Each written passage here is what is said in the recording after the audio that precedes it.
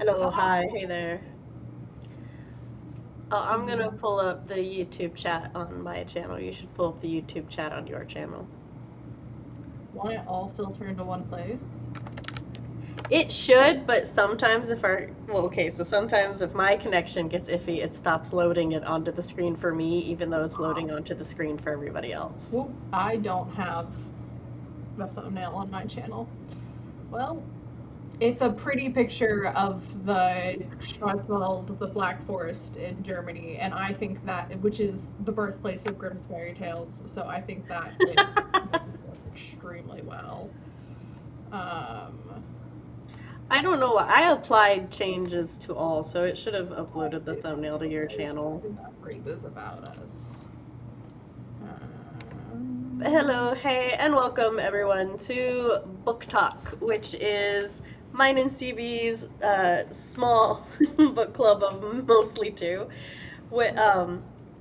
Every month, we each pick a book that the other one has to read. The only rules are it has to be a book that we enjoyed. That way, there's at least one person on the book side. And our first pick for this month is Fablehaven by Brandon Mole, and it was CB's pick. So It is my go ahead pick. and tell the pretty party I about it. Okay, I'll thumbnail later. Fablehaven follows two siblings, Seth, who's an 11-year-old boy, and Kendra, who is 13-year-old girl, as they visit their grandparents while their parents go on a cruise after the death of their other set of grandparents. Kendra and Seth haven't really met their grandparents much. They don't know them very far. No, Chris is not an isekai.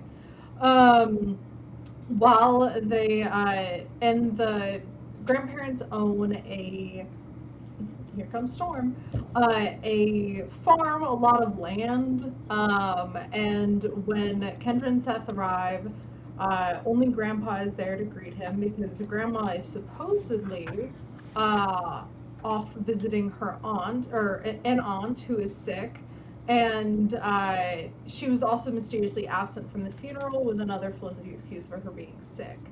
Um, a sickness that the grandpa forgets promptly, and then it's like, oh yeah, that definitely yes, she recovered, or she had a little bit of a cold when she left. He Anyway, was not at all suspicious.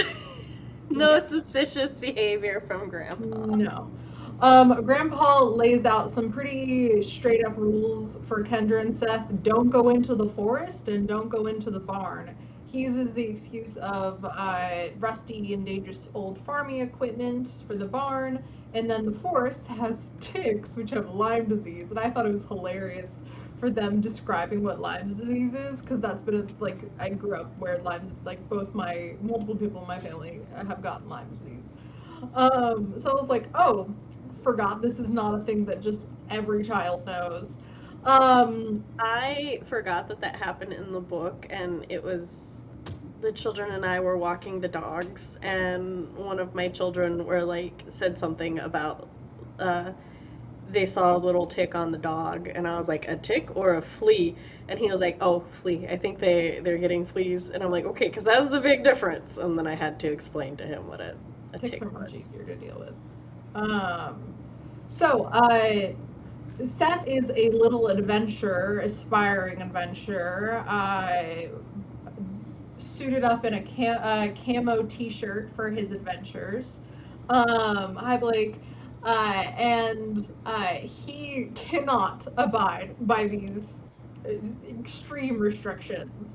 And ventures into the forest. There he comes across a hag, an old woman mysteriously living in the forest, who tries to lure him into her like shack shed thing.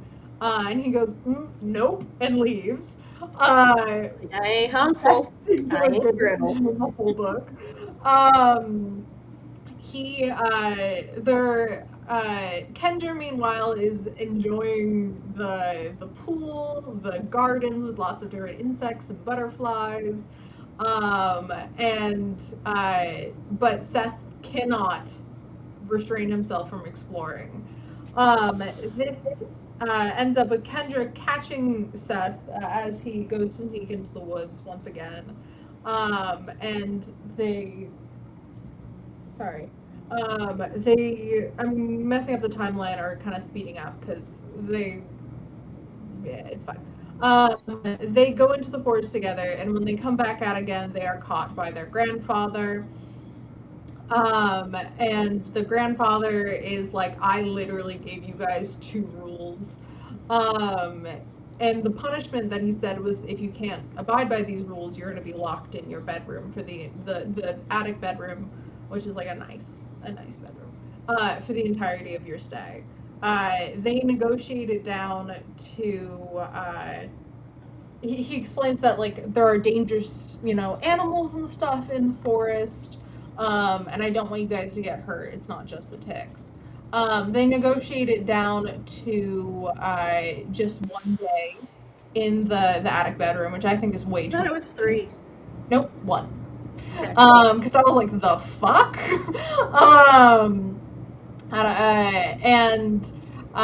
The kids abide by that and are kind of, whiny. But while this is happening, one of the workers on the farm, Dale, has been mysteriously leaving out tins of cow's milk that is apparently unpasteurized for the insects, and Kendra is very curious about this, and she's also been spending her time following a set of clues attached to keys that their grandfather gave them, which have a bunch of different keyholes all throughout the room that unlock more keys, and this is a little puzzle. It eventually comes across a journal, and it's locked, and when she unlocked it, there's a singular note on the last page that says, drink the milk. She then goes and drinks the milk after, she gets her brother. No, like, I was about to say that, no. She very much was like, I'm not about to be the test subject for this, and manipulates her brother. She really uses the term test subject and goes against her little brother to do it, which is such big sister energy. I was like, yeah. And so they both drink the milk, and that reveals that all that insects and everything were actually fairies. Grandpa then explains that this is a place called Fablehaven, a preservation. It's a magical wildlife preserve. Yeah, a preserve. That was the word. A magical wildlife preserve that magic in the world, as humanity grows, become less safe for magical creatures to be out there. And Fablehaven is one of like 35 magical preserves across all the continents. There's 2 in Antarctica, where magical creatures of all types can congregate as long as they agree to not cause mischief upon people who have not first caused mischief, and not to harm another. They can basically only retaliate. They can't. Yeah, they can only retaliate. Humans, however, then can choose to hurt, but then they are no longer protected, which is important. The siblings are super intrigued by this, as all preteens or all kids would be. But they are given absolutely really no more information and told that it will all come within time. When this happens, a fairy dealer, trapper, comes in and shows them like different fairies that he's stolen from where they live and their home environments to go be put in captivity and be bought. And I have no feelings on that right now because we'll get into that later. Thought that guy was going to turn out to be a villain. Turns out he's just a part of how this world works. Anyways. This whole thing was like a really big metaphor for wildlife conservation and the ethics behind zookeepers. We kind of missed the plot a little bit in that, or I feel like we missed the right message. Anyways, we can talk about that later. Yeah, we can talk about that later. So, this ignites a desire in Seth to also be a fairy trader, captor, whatever. And after he's told not to repeatedly, And he like is struggling a lot with it, but eventually he does capture a fairy, puts her in a jar overnight, and then she turns into an imp. Happens when a fairy is captured indoors from sunset to sunrise. And she was like begging and to be let out, and he didn't. He felt kind of bad about it, but he's like, nah, I'll let her out tomorrow maybe. And she turns I'll let her into out tomorrow. It'll be an fine. imp, which means like her wings fall off and she turns into a grotesque form. And she does escape after he lets her out to feed her some milk. But this is basically the worst punishment you can do to a fairy, because they are so self-obsessed and vain. This is like they view themselves as so beautiful because they are, and this is made into a monstrosity. In retaliation, the other fairies, for this act upon their kind, because they're afraid of it also happening to them, attack Seth and turn him into a walrus abomination thing. They then, to cure him, take him back to the hag. The grandparent or grandpa knows about this. There's also Lena, who is a ex dryad who left her, gave up her immortality to save the human mortal man, the caretaker, like 200 years ago, that she fell in love with, and has been very slowly aging since then. But went all around the world, doing great things, exploring, setting some swimming records. But came back home when she started getting older because she wanted to return to Fablehaven. But she's also there for all of this, being unproblematic. And so they go back to the hag, who is revealed to be a witch, and she is bound into the little shack by these ropes that can only be undone by a mortal. And even though she is mortal, but not her, she can't undo her own knots.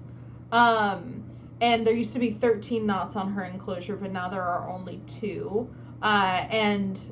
Grandpa agrees to blow on one of the knots, undoing it, in return for the burst of magic that she gets to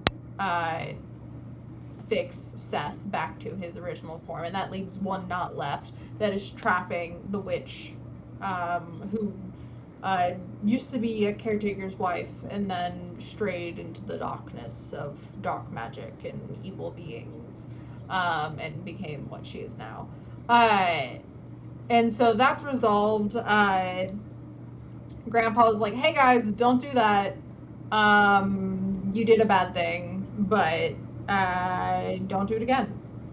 And then reveals that mid-summer? Yeah.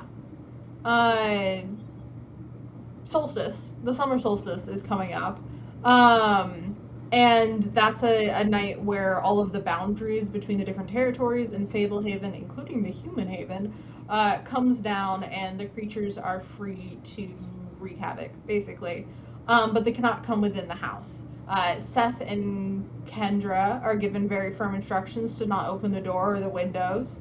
And then they do, or look outside, and Seth, not waylaid at all by his stunt as being a torturer and then a walrus, looks out the window. They are summarily tricked by the monsters, just like Grandpa said they were going to be.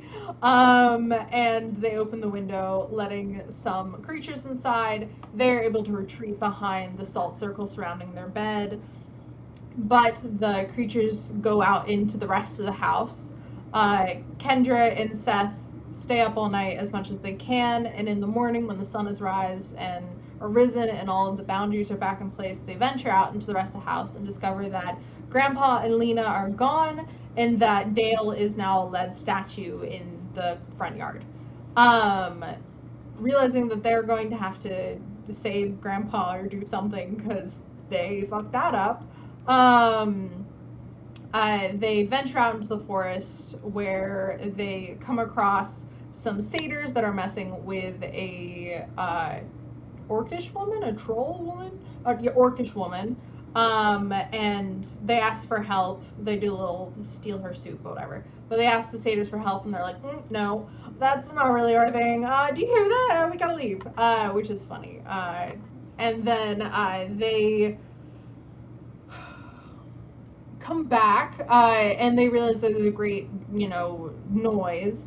And they go into the barn, and that's where they come across a giant cow.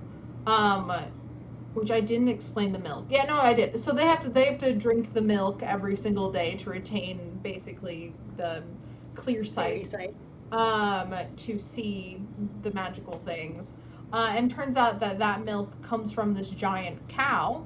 But she hasn't been milked in a day, and so they have to milk her giant udders by jumping and like wrapping their arms around it and then falling, and I didn't appreciate that scene actually. I was like, this is an interesting thing to include. I was like, is this someone's kink? Well, I know it's some people's kink, but it felt... I feel like it's one of those things that was written with such a like rainbow vision that the other implications were not even considered. Like, I think it was just so innocently, well, they're on a farm. This is it's a giant cow. You have to milk the cow. Yeah, and like the way it was described and stuff, like I'm sitting here, I'm like, oh yeah, this is like very basic, like country stuff, very country knowledge. Even him like referring to the teats and stuff as teats. I'm like, yeah, this is, and so I was like. I'm like, it feels like this is just one of those things where it's like it's written so innocently that they did not even consider any other ways that it could be taken, and I'm okay with that, to be honest. Yeah. Like, that's fine, especially since. But I was like, I'm not. We're spending a lot of time on that. Yeah, it was a weirdly long time focused on it though, because I was like, are we still on this? I'm like, we didn't need to be working on this for so long. They could have just done it. I do feel like some of that part could have been summarized, so. Yeah. We summarized a lot of other things. This could have been summarized too.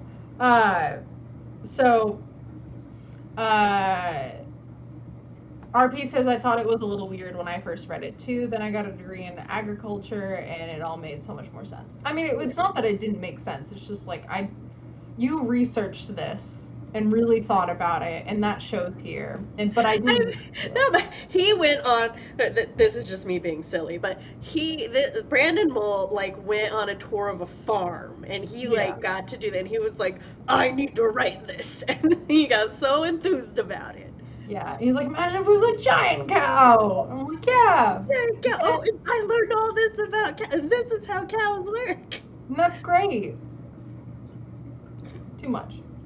Okay, so they milk the cow, relieving her of the pressure, and then they don't shower or anything or change clothes. They just rinse their clothes, which because they're trying to save on time here. You have other clothing, right?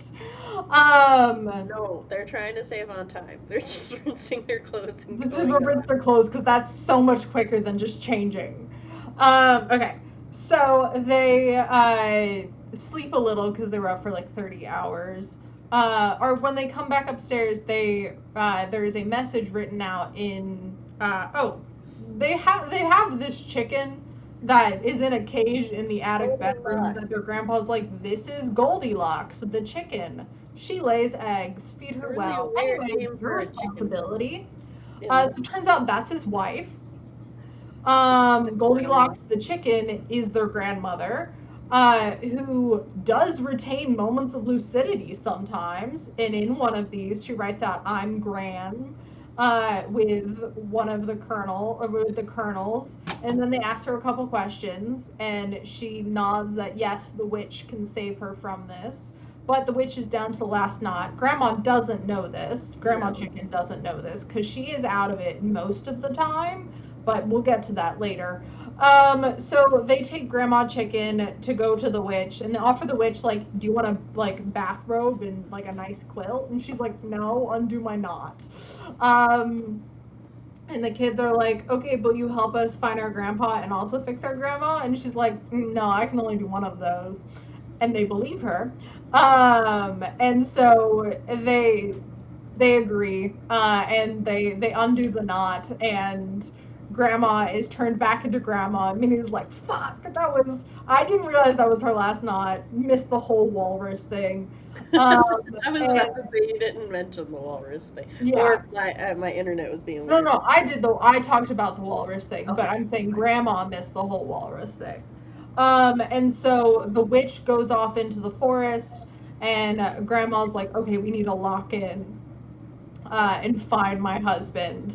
And so they go and visit a troll. Grandma's in a bathrobe, slippers, and a swimsuit under the bathrobe, because the kids did a horrible job at grabbing her an outfit.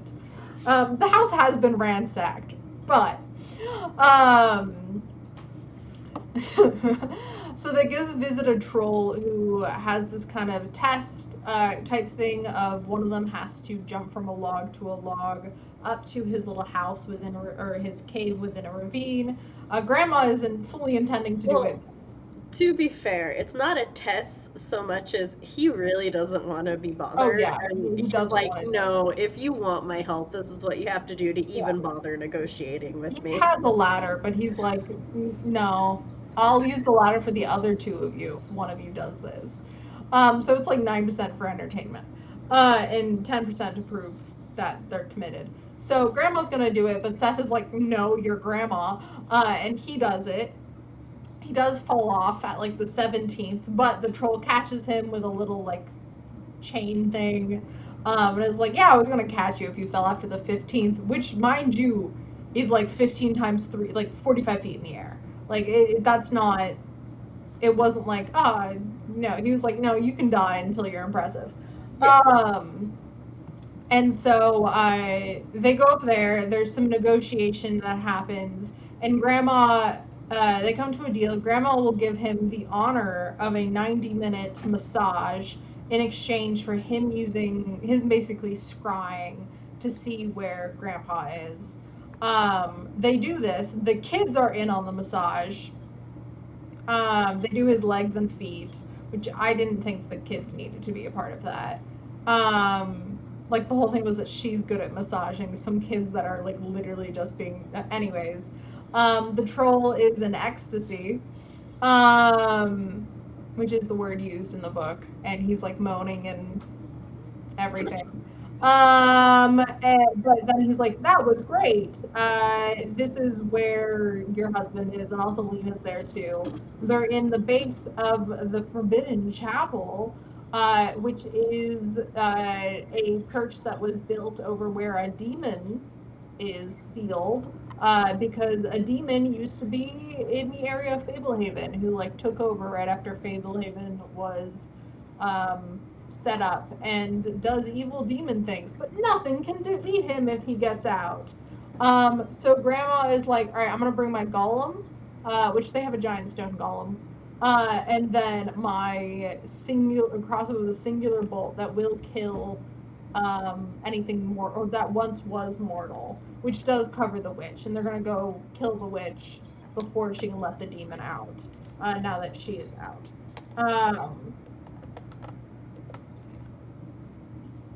Sorry, Storm looks very focused.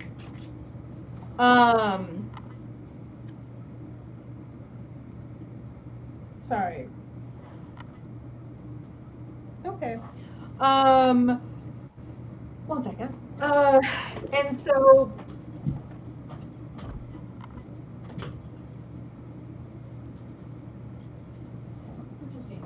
sorry, Storm was just being weird. I thought something was wrong. So, they're like, we're gonna go do this, but in doing so, if she does kill the witch, that means the protections that prevent her from being killed by all the things in Fablehaven will no longer apply. So they're like, okay, we're gonna try and subdue her with the golem, but if that doesn't work, I'm going to kill her, and you guys don't get involved. But they're like, we're coming too, and she's like, no, it's super dangerous, and they're like, we're just gonna follow you, and she's like, okay. Like, real quick up. That was just like a quick turnaround. She was like, all right, you can go. To be fair, they did use some convincing arguments, which were like, it's not safer for us there than it is here. Yeah, but she was like, I'm going to have you leave. And then, like, yeah, then our parents are going to come back and then Yeah. we're going to be standing there, and then we're come right back onto the property, and the demon's going to be here. It would have been like safer for them the to stay. kids actually had some good points. Yeah. So she lets the kids come with, gives Seth a bag of magic dust while she has one herself. But Kendra does not get one because Kendra has not done mischief nor magic or harm towards anything. So all the full protections of Fablehaven still apply to her. They go to the basement. Lena and Grandpa are there. It goes terribly. All of the imps, which are what the fairies turn into, have been working for the witch. We know that, but now they're the size of people. And there's also this wooden puppet kind of thing. It's like a wooden golem, basically, that works for the witch. And they're able to overpower Grandma. Her shot misses. The golem is destroyed, and Seth and her are captured, but they can't. The imps and the scarecrow is what I'm gonna call it, or the puppet, can't touch Kendra because she hasn't done anything to break the wards. But the witch still can. The witch runs after her when she runs out because Grandma tells her to run away, and the witch is like, "Just come die with your family," and Kendra's like, "No," and runs away. But she runs away to go get like a weapon or something, but she's like, I don't know what to do, like I'm miles away from home, what am I gonna do that Grandma can't? Sorry, Storm is just in an active fucking mood, just batting everything that she can out from underneath my bed. No idea what's going on. She eventually runs back. She's heading for the house. She's like, okay, I'm gonna go up into the other half of the attic, which is basically their armory. And I don't know what to do, but I have to do something. But then she sees the gazebo pond where the dryads are. Sorry, I'm so concerned about Storm being weird. Where the dryads are, and she's like, oh shit, the temple to the fairy queen is there, where she heard that someone, like, a tale of warning her away that some guy went to ask the fairy queen for a favor and was turned into dandelion fluff. And so she's like, maybe his favor wasn't good enough, so I'm gonna ask too. I'm gonna ask because better I die on my own terms. Which I'm like, hell yeah, girl. She then goes to the dryads in the lake try and drown her, but she manages to get to the island, and she doesn't immediately turn into dandelion fluff. She cries, basically realizing, like, oh shit, my little brother's gonna die, my grandparents are gonna die, like, people are really going to die if this happens. And then Sam, can you take over real quick with the description? Okay, I was like, take over what? Yeah, Yeah. Kendra's basically just kind of like, my grandma, or not my grandma, she's like, okay, maybe the guy turned into dandelion fluff because he had a shitty reason to ask for help from the fairy queen. So she decides that she's gonna go to the middle of the lake, which she takes a boat, and naiads are trying to stop her by pulling her away, but she kind of figures out that in order to get away from the naiads, she just sort of becomes boring to them. Sorry, I have to sneeze.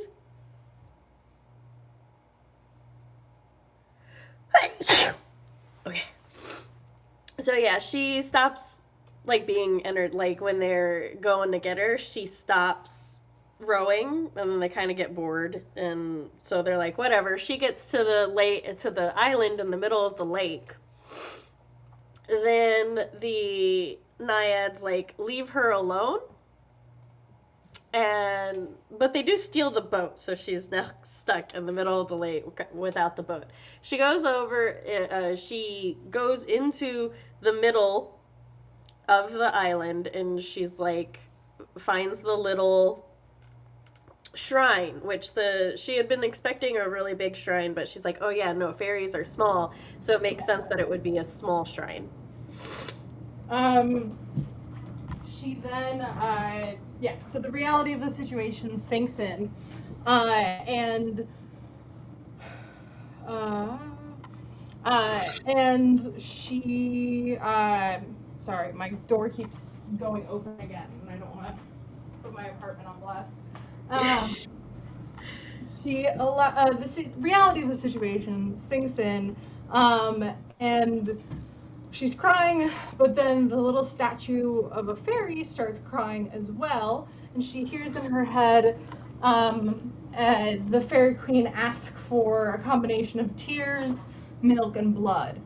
Well, she does like pray very emotionally into the fairy queen. Yes. Which is and so she thinks of tears. The fairy queen's tears are collected in this bowl about the size of her palm, and then as well as milk must be the magic cow, and then blood. She's like, the cow or me? So she goes back to the puppet shows up, and the puppet is joined by hooks at its joints.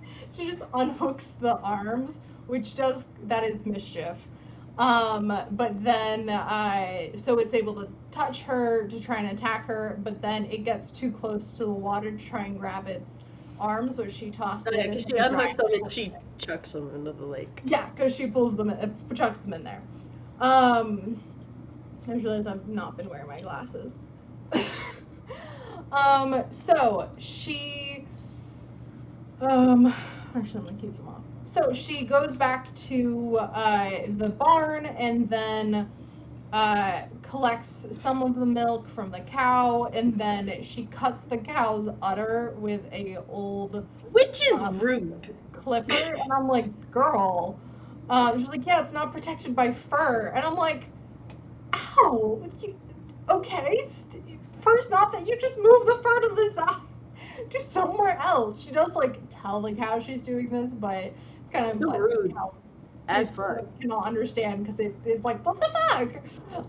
But just like yelling and stuff.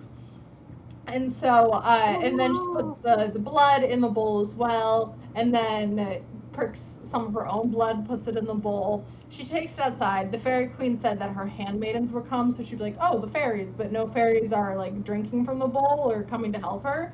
They're just kind of like looking at the bowl and being like, So Kendra like drinks or like puts some of the concoction in her mouth, which then the fairies drink it as well and turn into 6-foot-tall warrior women. The queen hath gifted her a fairy army. Yeah, the queen gifted her a fairy army in exchange for doing these tasks with like weapons and shit. So they fix Dale, and then they go, and the demon has already been released apparently. So they go to the forbidden chapel, church, whatever, temple, and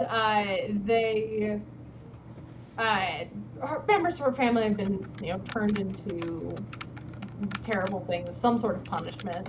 They undo all of those. I think one of them's a spider. What? I said I think one of them's a spider. One's a slug. That's the grandma's a slug. Lena is a fish in a fish tank. Grandpa's an orangutan, and Seth is old and in a jar. Yeah. Oh, and the fairies kiss each other on the lips to turn one back from being an imp. Everyone's kissing. Oh my god, there's so much kissing. So fairy ladies are kissing to turn them into hot, beautiful warrior women. And it's a PG fae sensualism. Yeah. I was gonna say a stronger word, but I'm like, this is a middle grade novel. Yeah. I don't know who's watching us. Yep. So they are all they're healing each other as they're battling the imps, and then there's other evil dark creatures here that are battled, are being fought. The demon's there as well, and then he kills some fae, but then the fae defeat him. It's a big battle scene that Kendra's just kind of watching. And all members of the family are just kind of watching, which is fair. They're not warriors, but we're just They got an army. The army's handling that. They're like, people are dying. Okay, they're back up, but those ones are really dead.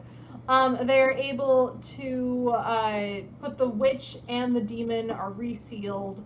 The other ghostly lady that kind of scared Kendra during the solstice night just kind of like pieces out. Yeah, so they're resealed, but with chains, knotted chains this time, or golden knots this time. They revive the Dell, who was turned into a statue, but Dell has a brother, Dale. Yeah. Warren. Zombified in a way. He like doesn't do anything, and he doesn't get healed. Yeah. So they go back. They defeat the demon. They all come back to the house. Everyone seems to be healed and everything, and then all of the fairies, like 300 of them, kiss Kendra just all over the face, and they turn back into little fairies when they do that. Kendra passes out from this, and then sleeps for 2 full days and nights, and then we're a little later. Magic. Yeah, we're a little later. We pick up while they're Grandpa and Kendra. Oh, the fairies also haul off Lena at one point, and we're like, no, don't do that, and then they do anyways. And we're coming to. We pick up a couple days later, like 5 days later, and Kendra and Grandpa are returning the bowl, and then they're also peek into the pond, and the dryads are there, and Lena is within the dryads, and Kendra tries to get her to like talk to her and recognize her, but Lena just tries to lure her into the water so she can drown her, and they kind of talk about like multiple times Lena and Kendra discuss like, oh, would you want to go back to being a dryad, like would you want mortality again, or like are you glad you became mortal? And Lena repeatedly said, yes, I'm glad being mortal. No, I don't want to return to being a dryad. And then she is forced to by the fairies. But she seems content in her state. I will say, though, because, like, they theorized that the fairies thought they were helping her, but, like, she had been a fish. It's entirely possible the fairies could not return her back to her mortal form. It could only return her back to her original form. They returned her back to her mortal form. They what? They returned her to her mortal form and then made her into a dryad again. Okay, yeah. Never mind then. Yeah. And so then we did. They're like, debating or talking about mortality, and it's sad. They're not sure what the changes of all of that ritual did to Kendra, but she no longer needs to drink milk to see the magical everything. Their parents arrive and they're like, and to think you guys were scared, it's not so scary. And they're like, oh, we share a look. And then they leave. They're like, yeah, we'll come back to Fablehaven. I like how they're like, our parents came back happier and fatter than when they left. Yeah. I was like, they had a good vacation. Yeah. And that is Fablehaven. Oh, also the grandparents have mentioned, like, separately and then I think also together, that basically they're looking for who will carry on after them. They basically need new caretakers. Yeah, to pick the new caretakers, and that they think these two. That the rest of their cousins and stuff failed to follow all of the clues with the keys to find the journal that says drink the milk. Yeah. And so they don't have the right initiative or drive to be caretakers. And so Lena, and partly Seth, but mostly Lena, shows that. Seth had the gumption. Yeah, Seth had the puzzle solving. So, what did you think of this book?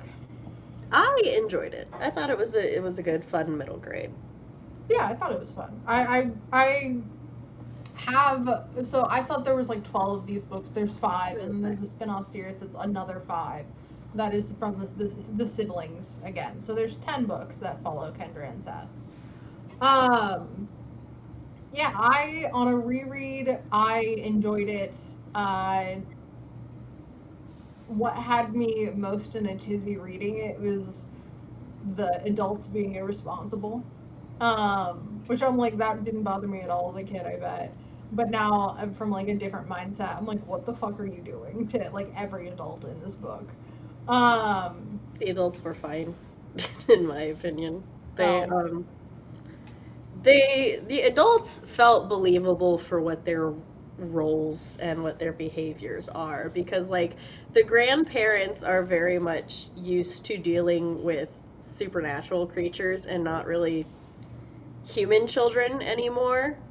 And so the grandpa, like, I actually really liked the grandpa talking to them about, like, your actions have to have consequences, yeah. and where she's like, oh, well, we shouldn't be punished at all, and he's like, now does that seem very fair? I thought that was a great Oh, conversation. yeah. No, there was a So lot of really good conversations that I think would be really good for like kids to read. What bothered me is him constantly like you'll find out later. Oh, that direct action has consequences or not, but like not telling what the consequences are. Like the I actual. feel like that's less irresponsible and more just they didn't think it was important. No, yeah, but like yeah, and then yeah. I like the night where like everything come like I know they told the kids, hey, don't open the windows or doors, um, but the kids have Seth has shown multiple times not be able to follow directions, and this is like a serious danger, and they couldn't have put like locks on the windows or something like that. Like I feel like the How one would you put a lock on an already built window? put Also, 2 screws and then a lock. and how would Seth, like, Seth could unlock a window. Yeah, but it was not doing things to an extra level of precaution. There's I only so much one can do. a latch on a window is not a so much in that with the level of consequences. Okay, Um, but that's the thing. Like, they told the children the danger, yeah, and and also Seth had been behaving since he like found out the truth and stuff. but he kept asking Dale and stuff, being like, "Oh, I want to look," and Dale being like, "No, it's dangerous. You But the don't want to do grandpa that." doesn't know that. Yeah, theoretically, yeah. So there needs to be more communication between all the adults. But yeah. Not to a point where it made me not enjoy the novel or anything like that, but I was just like, and I understand it for plot reasons and all of Well, that. yeah, but I'm just talking like from a parental view. Like I said, there's only so much you can do. At some point, it's the children's responsibility. And it's like, yeah, they told Seth that really bad things were going to happen. And yes, Seth has proven that he doesn't make the best decisions. Yeah. But like at the same time, there's no lock they could have put on that window that Seth would not have been able to unlock. Unless it's like a magic lock. I think there'd be a limit to the kind of lock an 11-year-old could get through. Not for a window. Yeah? Not that they would have been able to get in less than 24 hours. Just like a combination lock on the like just mount a combination lock on it. I think that requires more work than it. Like, this is an old house. How I'm baffled at how one would lock a window with a combination lock. What I'm imagining is like you know, 2 pieces of metal that overlap mounted on either side of the frames with a hole in the center, and then you put a combination lock through Yeah, it. you'd have to get like special stuff for that. Like they would have had to go into town and buy that shit. Windows don't. That's not how most windows lock. Yeah, but go into town. You have 24 hours. Or you knew this shit was coming. You knew that your, nephew is, or not nephew. Yeah, I think, but my point is, aside from the actual mechanics of how to lock a window, is I think it would have been a little more believable not believable, but I would have preferred or something who's like, if they were like the great uncle or something. It seems like they were kind of unfamiliar with kids in general and how, like, it's their grandparents. Yeah, but they raised kids. Like, they know what kids before they were caretakers. Yeah, but I'm saying, like that was one of my things. They're not used to being around human kids anymore, let alone human. And the other human kids that they watch, they're like the cousins and stuff. Yeah. They didn't, like, they did not have to deal with children who were aware of the supernatural. So that takes me to my second point. I understand they're looking for heirs and new caretakers. That's an 11-year-old. You gotta start them young. Do you? Yes. There are certain jobs, certain vocations that it is much easier to do if you start training somebody really young. But it seemed like work is one of them. The grandparents didn't start young. If they had the other kids if they have their kid, that is the kid's parents, like our, Seth and Kendra's parents. Well, they're not like caretakers. Okay, but yeah, the kids leave at the end of the summer, so it's not like, oh, you're my apprentice now. They're just like looking for like, they were looking for someone with the potential and stuff. Yes. They weren't expecting. Also, remember, this summer solstice was different than normal. They were not expecting a demon breakout. So what I assume is previous summer solstices were not as harsh. They were not as bad. Because they kept warning the kids. They're like, it might be worse than normal. Yeah, they're like, it might be worse than normal because of what you did. And, because they're like mad at Seth and stuff. Yeah. I don't think, that's, I think, is the big difference, is I don't think Grandpa fully understood how bad it was going to be. Yeah. And they couldn't have known that the fairies were going to leave at the sight of Seth's face, like when they realized. Yeah, that too, because the fairies were supposed to help protect them. So there's just that's why I'm just like, there's only so much one can do or prepare for. But that's part of my question is, so they're like, okay, kids know about it for the solstice, right? So, and it's better to know about that. They're like, better to see the magical shit, because Kendra's like, I almost don't want to drink the milk today, and they're like, no, because then you'll be able to, like, you'll be easier to trick.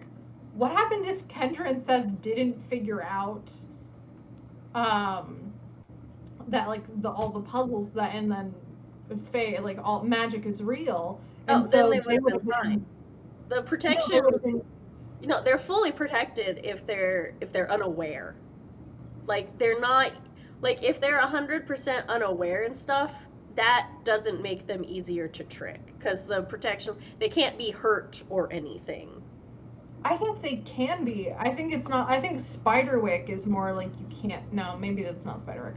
Also, I kept getting heavy Spiderwick vibes from a lot of this stuff, which I think they came out within the same time. I don't know. But they said, like, oh no, it's dangerous if you, like, I think the noises and everything would still be happening if they couldn't see. Yeah, but I don't think they can hurt them. But they could still be. I think they could just freak them out a little bit, but I don't think anything. I don't think there would have been. But they could still do the like trickery and stuff. I think so.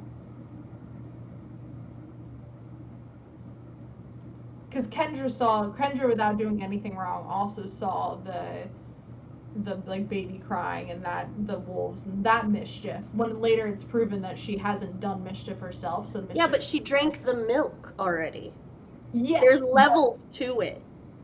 I think that the danger would still be there, or at least they didn't make it clear that, like, oh, now you know you're in more danger. I don't know, that was the vibe that I got, was Okay. that as long as they were unaware, they were perfectly safe. But it was after they became aware, as long as they were in the house. Okay. But then after they became aware, and the attic like had extra Yeah, I protections and enjoyed stuff. that they gave a reason for like why an adult didn't stay with them. Like that's not what the attic's for and stuff like that. I liked a lot of the world building and everything. Um, yeah, I don't have to keep harping on that point. Um, I I had fun with the the difference between Kendra and Seth's approach to the magic. That Hmm. Seth is like, wanting to investigate and like trap and take apart and blah blah blah. And Kendra is like, no, I want to observe. I want to like go along with Grandpa as he goes about his rounds and stuff like that. I thought that was interesting. And also shows that like you can be here. It doesn't like, oh, Kendra doesn't care about the magic, or Kendra's not like not interested. Like, no, she's just going about it a very much more respectful way than Yeah. Seth does. There are, at least in my copy of the book, there are questions in the back to be like read Yeah, aloud there to were a discussion questions yeah, and discussion questions. So I thought that was cool as well. I was like, because there was a lot of points throughout the book where I'm like, oh, this is a good teaching moment. This is a good like to like talk about this with kids to like learn different lessons and stuff like that, or like even the concepts of like mortality or immortality with Lena. Like I was like, okay, there's a lot of big things that are covered very well within the book, um in a way I think kids could process. And I read this, I but I don't thought remember much about I reading thought them. that they did the conservation angle well. Yeah, I Uh, think they did it well. Literally, um, my only issue with it is how weird Fairy the Trapper fairy is. catcher was. I Um, felt the fairy catcher was put in a very negative light, especially after Seth tried to do it and was punished gravely for that. And I don't know, I was reminded more of an ivory hunter. yeah, I think they portrayed him as like kind of villainous or like kind of like on Yeah, like the menacing and stuff. And I will say, Grandpa was not always portrayed as the best. yeah, and then him and then just like even the concept of like, oh, they have to be docile. I'm like, they are beings with thoughts, like, and feelings and desires. Um They are and sentient. what and intelligence. And I'm like not loving that, like just the concept of them being Yeah. captured. Like when the preservation idea in general super cool. Like, yeah, this is a place for beings to go that can't be because their natural habitats are gone or it's unsafe, and it's guaranteed safety as long as they follow these rules. Like that I can get behind. I think it's great. It's the buying and selling bit, and the fact that there's like a market for paying money to get the fairies and stuff here. I'm like, that's weird. That doesn't fit kind of the vibe of everything else about Fablehaven. No, Like, it doesn't fit the vibe of Fablehaven, but I and it could possibly be because of the media I grew up in the 90s, but I took that as more, and here's an example of like the hunters and the poachers and stuff who like take animals and creatures unnecessarily from their homes. yeah, And Grandpa is trying to do the best that he can for them because they're already captured. There's not, you know. yeah. And so yeah, I got very much the vibe that the hunter is not a good guy. The hunter is not someone we want to emulate. It's not okay. Yeah. Um and so that's why I was like, yeah, it doesn't fit the vibe of Fablehaven. But like in the real world, when it comes to conservations and zoos and stuff, you have good zoos and you have bad zoos. And Oh, so I think totally. I liked that he had an example of that. I just wish he made it more I clear. wish there was a follow up where it's like, Yeah, hey, because yes, I work with him, but you don't want to be like him. Yeah, because the only real thing that happened, like Seth had consequences and stuff, but it was because he did it wrong, because Yeah. he wasn't Not that, good like, at it. oh, yeah, but that creepy guy, he does it right. And it's like, no, but the problem is with what he's doing, not how he's doing it. Yes, Um, that was my only High Storm. hang up with that angle of it. Yeah. I also And like this. yeah, how Seth. I would be interested to know in later books if Seth starts seeing the fairies as people, like, or as like beings, rather than just like more I think he interesting. already kind of has Yeah, I think started because he's starting that at the end with like his kind of remorse when the fairy is begging, and then him trying to help the fairy once it turns into imp, and then apologizing afterwards. Once he's like, oh, you're the, like, I know you, when he's being captured, and then once he is captured before he's fixed, being like, I am sorry.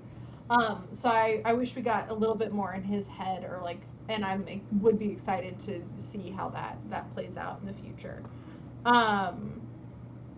Let's see. Oh, Do you so have for any- one, I did not expect this to be a Fable conservation book, but I figured it out very early on when like they were like, oh yeah, it's Fablehaven, and then they're starting to like, oh yeah, we put milk out for insects, and I'm like,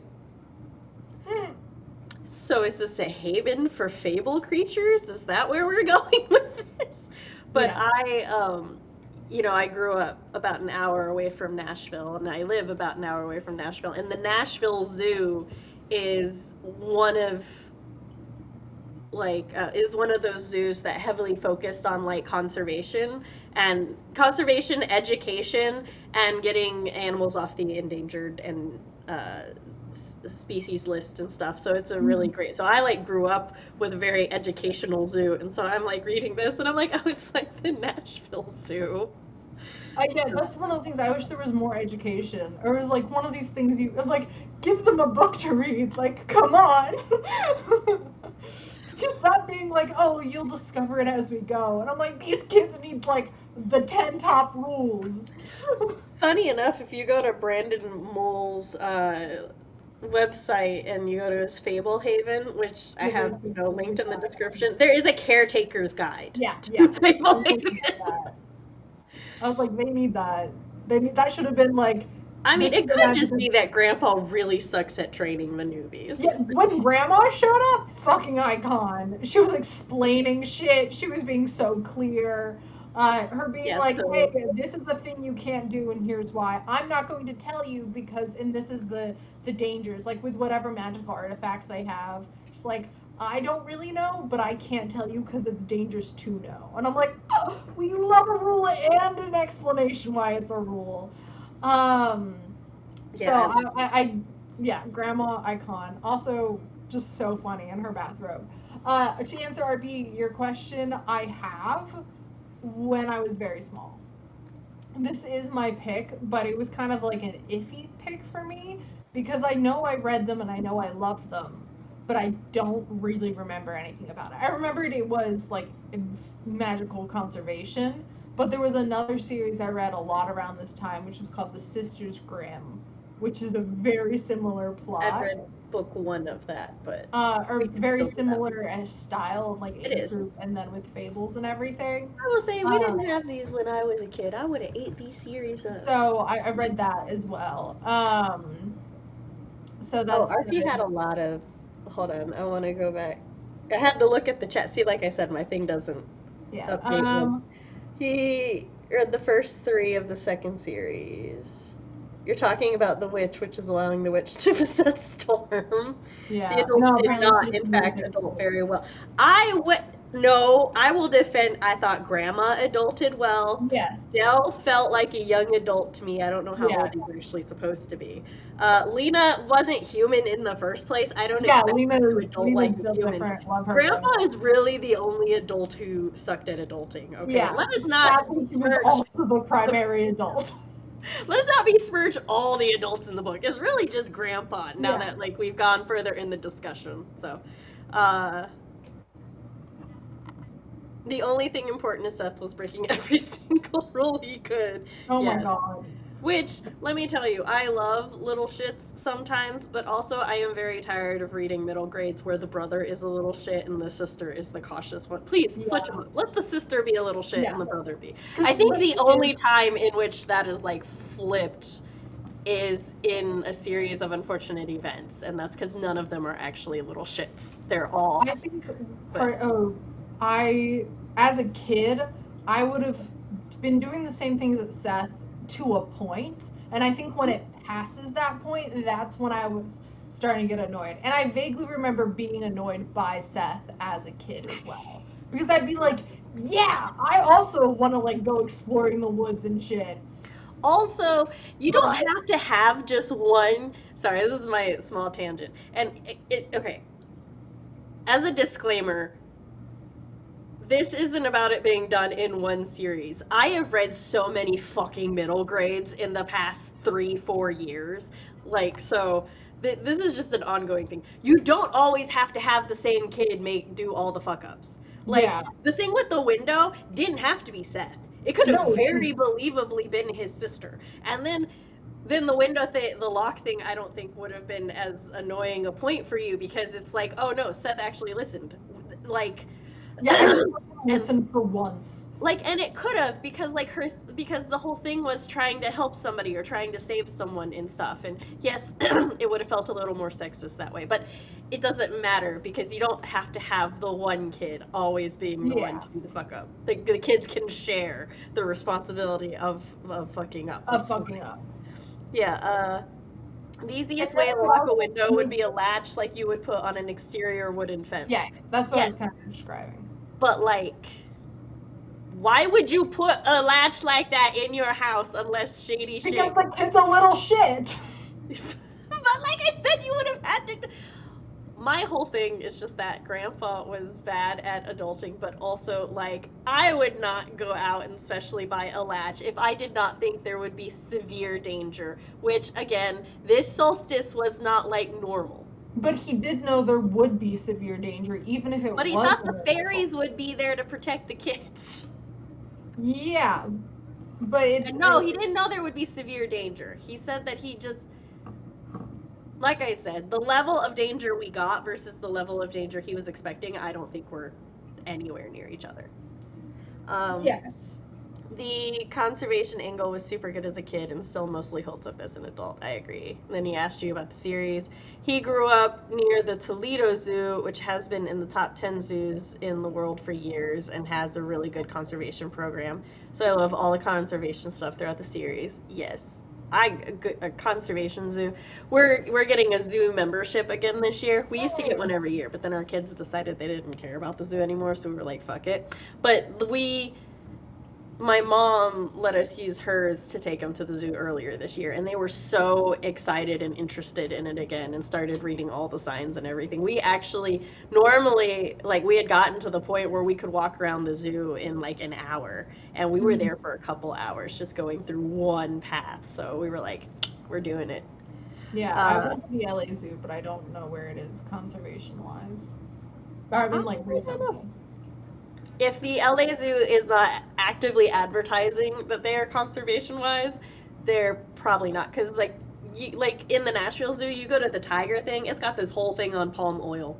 Tells you how you can, there's an app that you can download for palm oil to scan it and stuff. So, like, the Nashville Zoo also has a vet center, and they, like, do veterinarian shows and stuff. So, in my experience, if conservation and education is a really big part of it, you can't miss it because they put it in your face.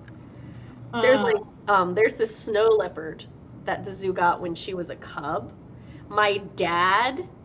She's a clouded leopard. My dad knows her name and has, like, followed her story since she was a kid. And recently she had a litter, and he, like, follows the story of her litter and stuff. And he's seen I forgot her name. I feel like such a bad daughter right now, but my dad is so emotionally attached to that clouded leopard. I love that for him.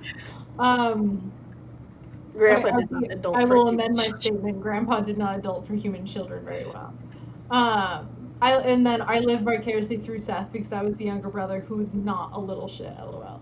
Yeah. Oh my god, the whole thing about eating, like, okay, his wife turning into a chicken and then him just being like eating her eggs and like just foisting her off onto the grandkids to take care of. Like I know Not it was gonna lie, I thought Grandpa was a pretty shitty husband. yeah. And then the fact that like the knot is right there. Like yeah, we didn't want to get down to one knot, but before the kids arrived, there were two. And your wife is a chicken. And he's just like, free eggs. And she's like other things are dead ends. Like I get it not being your first thing you do. This has been happening for months. She's been a chicken for months. Chickens don't live that long. Does she become an old chicken? And then, like, because she's an old lady, is she an old chicken? And then how much longer does she have left as a chicken? Like, what? Does it correlate? How long do you think chickens live? Less than a human? Okay, but you said she's been a chicken for a couple months and chickens don't live that long. How long do you think like chicken 10 lives? years. Huh? Like 10 years or less than 10 years. Okay, they can live up to 12 years. Okay. But also, if we're going by... chickens don't live that long in comparison to people. I thought you thought chickens only live They're not like fucking 5 flies. months. I was like, hold on. No. I mean, in the grand scheme, like, dogs don't live that long. Cats Arguably, in the rules of this world, a woman transformed into a chicken would live out her human lifespan. Yeah, probably. But I'm like, that would be my concern if my wife got turned into a chicken. Which is valid and fair. And he does not seem that stressed about it. He seemed like he would have been happy if she just stayed a chicken. I still got some of the eggs in the fridge. And she's like, you've been eating my eggs. And he's like, I got more. As if he's like, you want to eat some? And that's going to make everything better. I don't know.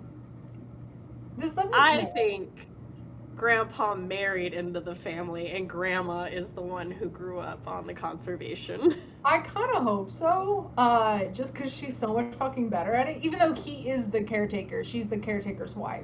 Which I did not like that distinction. I was like, that's fair. She lives here. What? Why can't they just both be the caretaker? They're the caretaker couple. There was a very gendered thing about how they kept talking about caretaker wives. Yeah, and then later it was when she was talking to the troll, she was like, oh, my husband's got this because I am his woman. And I'm like, which is fine, but it's, I don't know, it was just weird. It's fine in certain things, but I was like, don't love the vibe actually there, that like you could only massage your husband. And I'm like, what about your friends or your, like, kids, if they like, I don't know. Massage is such a love language in my family. Where like I'm constantly giving my I took it as that was a bargaining thing, not yeah, I kind of hoped with that, but I'm like, still don't like the gendered undertones in a kid's book from that. Yeah. And just the gendered tones in general. Chris said, did her chicken body restart because once she ran out of eggs to make if she were the equivalent age to her human body? I don't know. I have so many questions. How long? I think they actually only have eggs for a couple years. How long do chickens lay eggs without a rooster? That's also a good question. The first 2 to 3 years of life will peak in production in the first year. But when does they stop having eggs? That's what I'm looking. It frequently eggs every day. declines. That's weird. It's weird that he was eating her eggs. Like, yeah. Most of them lay eggs until. Another thing in the book that I was like a little bit about is Lena being. So Lena is a dryad and she looks generally Asian, Chinese, kind of implied. They said Chinese, but I think she just looks generally Asian because she's a dryad, and the kid wasn't quite sure. Like Kendra wasn't sure.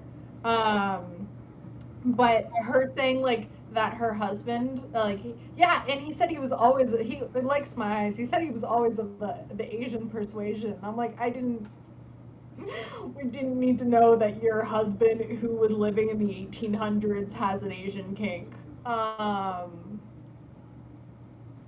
we didn't need that line. You could have We just did said he not. always liked my eyes, which could mean any number of things, or I don't know. It was Yeah, weird it having could have his been left identity, there. That was definitely like, because I think that is a trope, is having like the Asian woman be the inhuman one, or like Asian meaning other, because that's something I've any minority being yeah, other. any It's minority. a Because trope. that's something I've There's thought about with my own book. Is Rye real world equivalent would be some sort of yeah. Asian, or East Asian.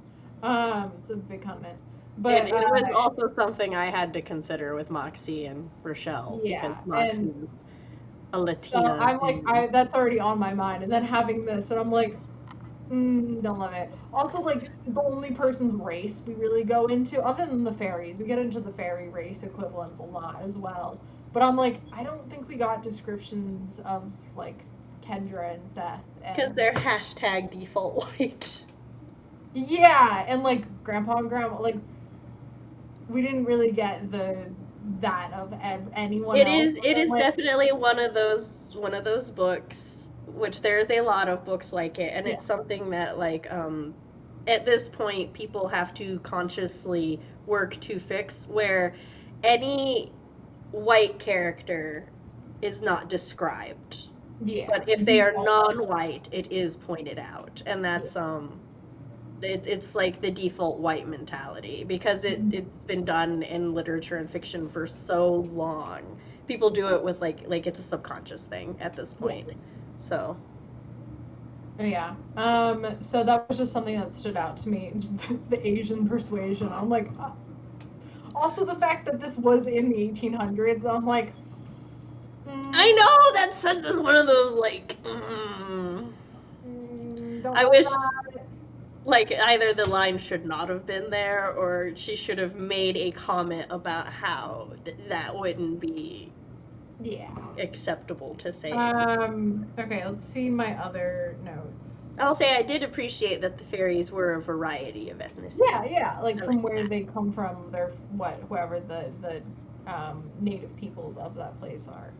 Um, uh, Someone knows, I get you want heirs, but this is too young for your little Tess. That was one of my things. I already talked about that. With them saying that for the summer solstice thing, they're like, yeah, we can't go stay in a hotel because like someone needs to be here for the wards. You don't all have to be. Lena and the kids can go to a hotel. The kids didn't have to be here for this. Like, I know he didn't realize how bad it was going to be, but he knew it was still going to be like a traumatic thing. Like, you could have sent Lena and the kids to a hotel for the night, and then you and Dale would have still been a person on the property making the wards in effect. I am only conflicted with that because Lena is not their guardian. She just Then she could have lives gone. She could there. have. Like, I know that conception. Like, I know they're obviously, it's not a perfect solution, but I'm like, we talked about it enough where I'm like, oh no, all of the adults or all of the residents of the house need to be in the house for the wards to be at full strength. Like something like that. Where I'm like, we set up a thing. A lot of the times he set up like, these are the conditions for some magic to take place, and we fulfilled that. But I'm like, there are ways of like going around. I'm like, it didn't detract from my enjoyment of the story. It's just something I was like, well, there was. Well, like if Lena offered, yes, but it's one of those things where it's like you don't want to assume other people will take responsibility for your kids. I mean, she's feeding them and making like she's the one taking care of the kids. Again, Grandpa is really shitty at Grandpa is adulthood, and shitty. Lena did not offer. Yeah. I don't blame her for that. Let's see.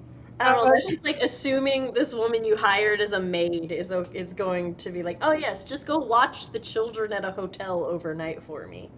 No, it's more like, hey, you're another responsible adult who cares about the kids. Can you go somewhere safe with them? So, and I will stay here and be potentially in danger. Okay, we already talked about this, but once you introduce the kids, give them fucking guidance. Of course they'll make mistakes if they don't know anything. And yeah, a guidebook for caretakers. It's just more it's just more pointing out that Grandpa specifically is the one bad at this. Yes. Hate the udder scene. Why leave your wife with the kids in a cage? You know she is an adult person. What the fuck? That was about her being a chicken. And when it was the chicken, because the entire time I think I did remember she was the chicken. Because as soon as the chicken showed up, I was like, the grandma's the chicken. I just knew that straight off the bat. So every scene with the chicken, I'm like, that is a I knew there was.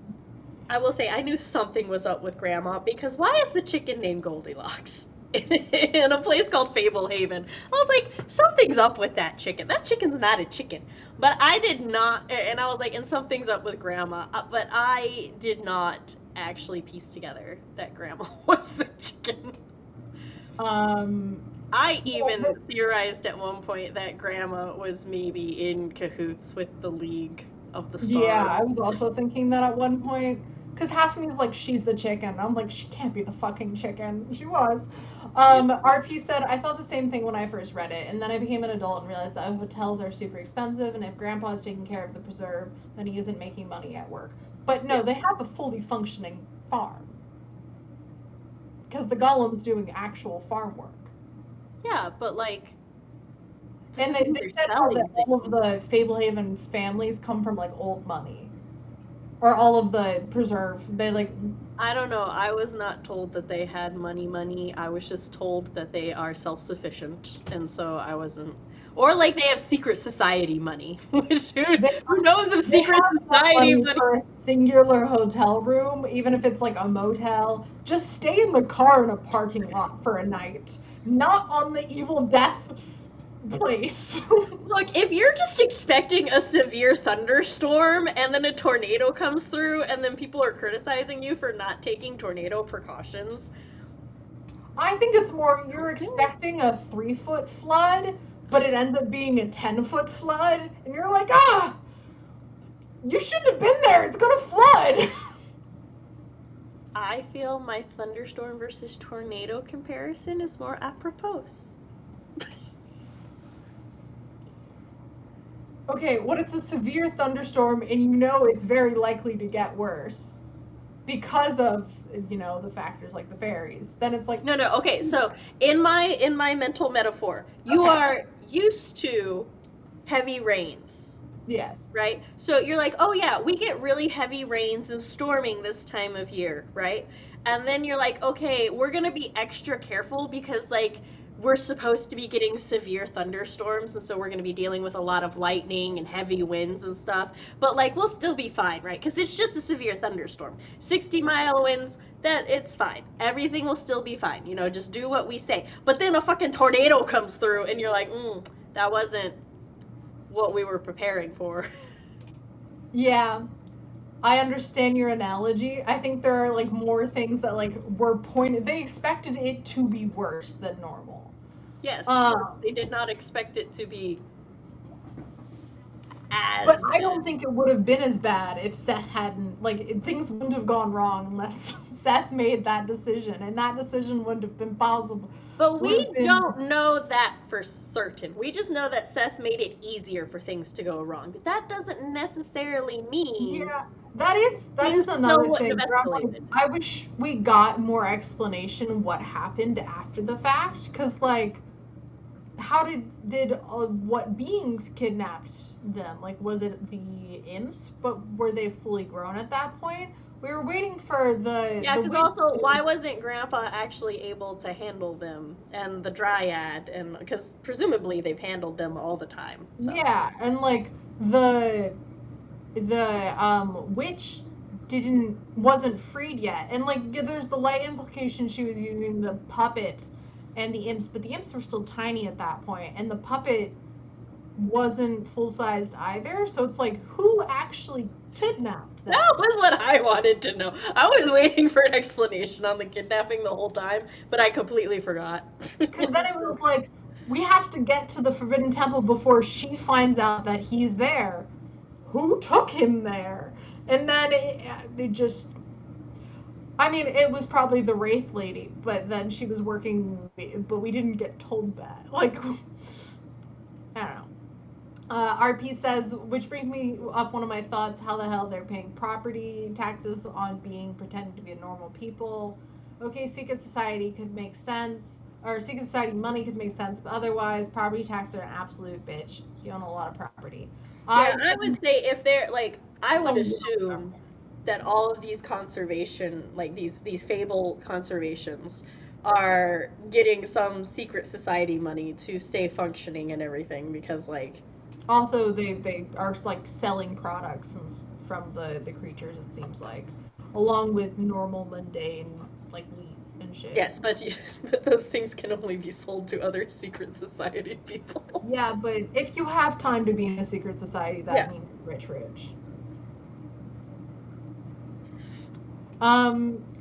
Yeah, let's see. Also, apparently Fablehaven isn't the first conservatory to have been attacked. Yeah, also they're one of, like, the 5 special ones, so they definitely have family money. I did forget about that fact. Yeah. Also, when the troll asked for the money, she's like, we don't have that. They're the gold bars and gems. And I'm like, or she doesn't have that right now. And I'm like... Again, though, anything she said to the troll, I could easily be dismissed. Oh. Yeah. Yeah. Well, that's what I meant by secret society money, because I'm like, it's secret society money, but who says that currency can actually be used in the real world? Yeah. Like, if your currency is, like, these specialized fairy gems, or, like, these gems from, like, these mystic mines and stuff, who says, like, the real world wouldn't just be like, that's a cheap fucking emerald. Yeah. Get out of here. LED in this emerald? What the fuck? Why is it glowing? This diamond has so many imperfections. It's so blurry. Whereas, like, in reality, it's a super magical component thing that'll... Like, there's fairy etched, like, beautiful designs, and it's like, what the fuck happened to the diamond? Why is the diamond so cloudy? Who wrote all over it? No, fairy magic wrote inside of it without destroying the outer shell. No. So, yeah. But yeah. You don't understand. But I loved these books. I totally get how I loved these as a kid. I think they're fun.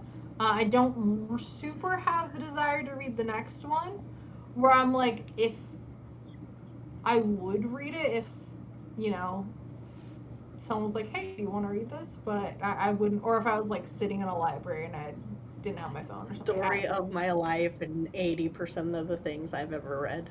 Where I'm like, yeah, that was fun.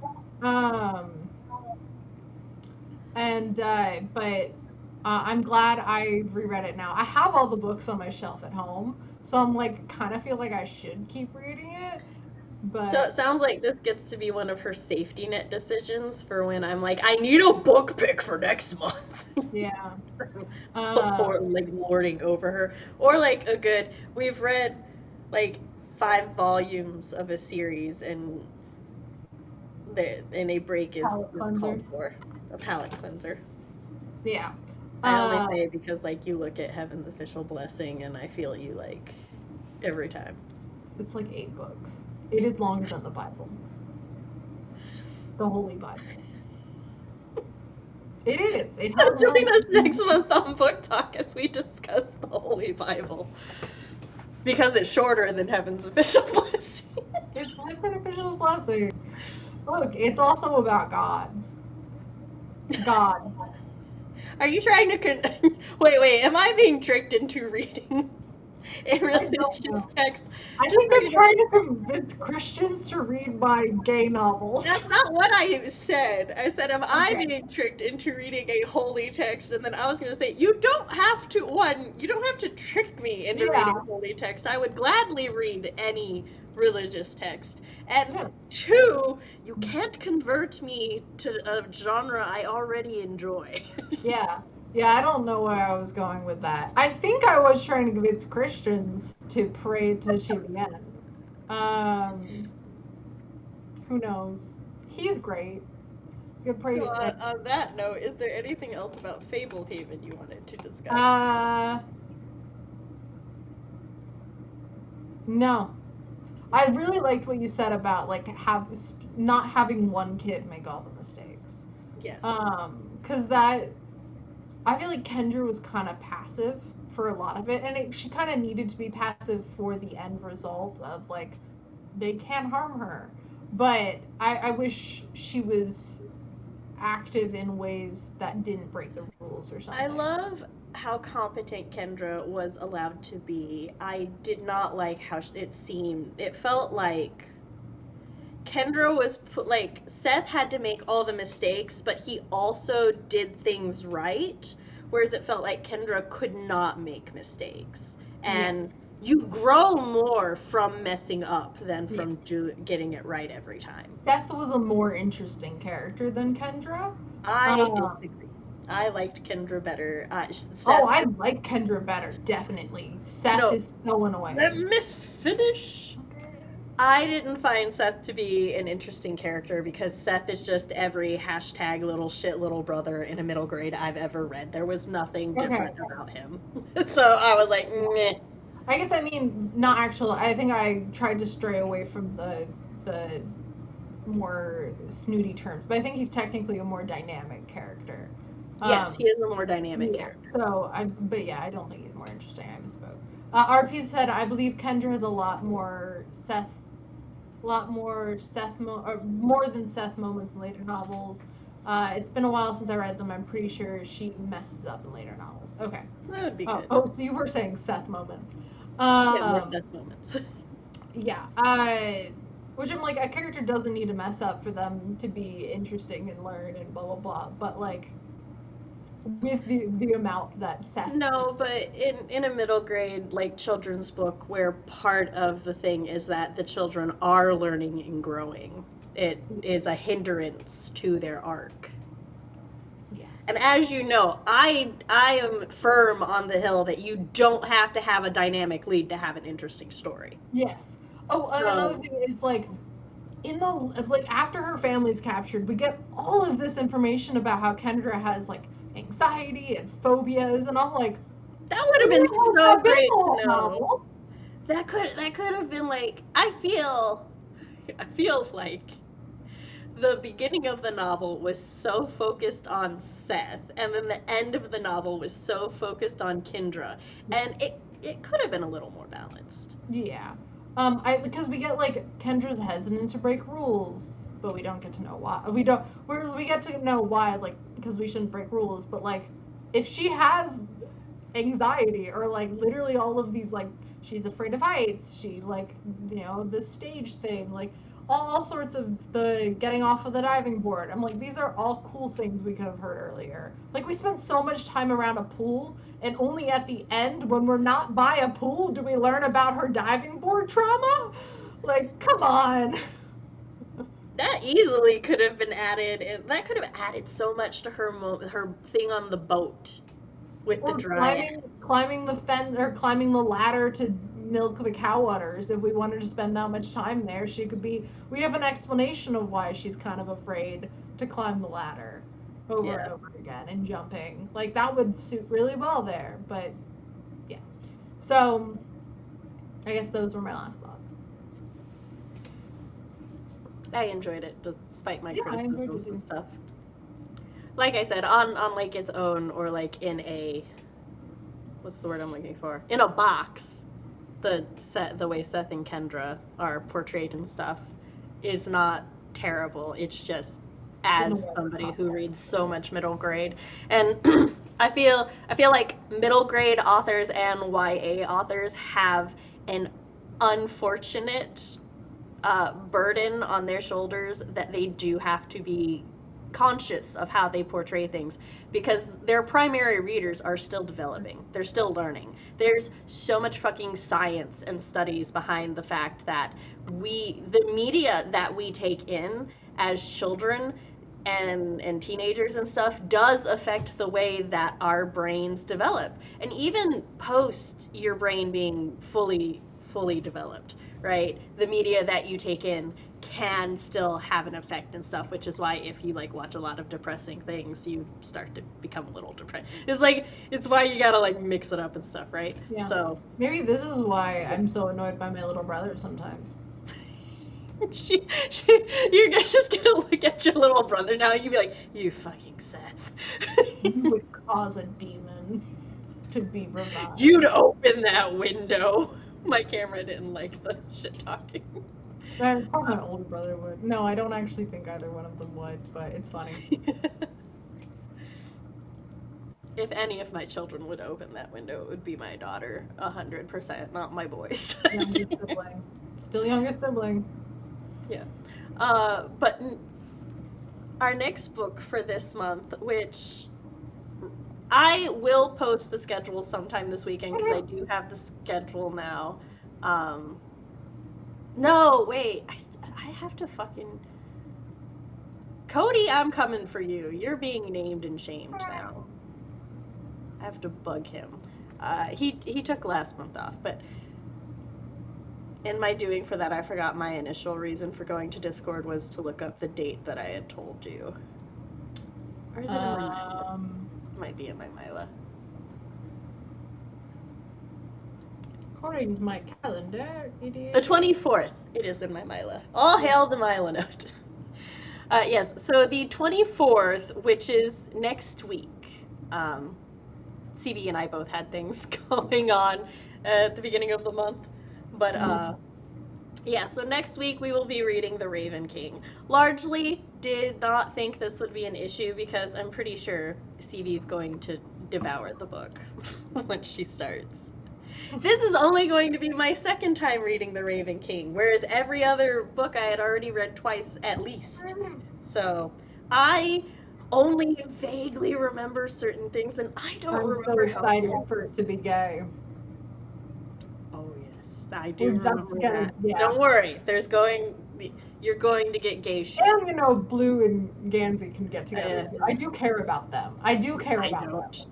But they are my lesser priority. Well, let me correct myself. I care about Blue. I care about Gansey. I do not care about Blue and Gansey as a couple. Yeah. I like them better together, but I do love the delicious tension and drama their whole thing brings to the group as a whole. But yes, but I'm like, this is the actual couple. And I'd be okay with that. However, I don't want to say anything spoilery, but I think that making this statement will just make you more excited. I am so eager and excited for you to get to the gay scenes in The Raven King, because my boys. My Pinterest, not like anything else, Pinterest started showing me fan art for Ronan and Adam, and I'm like, I can't look. They're so. I was like, oh, who are these two boys kissing? And I'm like, oh, I know those boys. They're such a good couple. I love them. But yes, that's all I'm going to say. I'm very excited to reread it. And then also maybe, force Matt to read the sequel series with us. Yeah. So awesome. Yeah. Just to let everyone know, I have to look at my schedule. That's right here because I haven't posted it. Benjamin Stiller. But CB will be with me the rest of the month with maybe a Cody. Whip Wednesday will continue as it do. We don't have any other special streams planned other than The Raven King next Friday. And our May book talks are going to need to be either at the beginning-ish of May or one at the beginning and the other at the end. So we'll have a much bigger space. Gotta figure that out because I will be working 2 conventions in May. And because I'm working 2 conventions in May and I have made the decision/statement that I will not be streaming Mondays after I work a convention, I have to keep repeating it, otherwise I will try to stream a Monday after the convention. I will not be streaming Mondays half of May. Wednesdays, up in the air. We'll see. Yeah, we'll see. I might just stream alone, or we'll take it off if I have work or something. Yeah. But, oh yes, also, CB got a job. Congratulations. I did. I won't tell you guys what it is, but I got one. Yay. And we'll catch you later. Bye. Bye.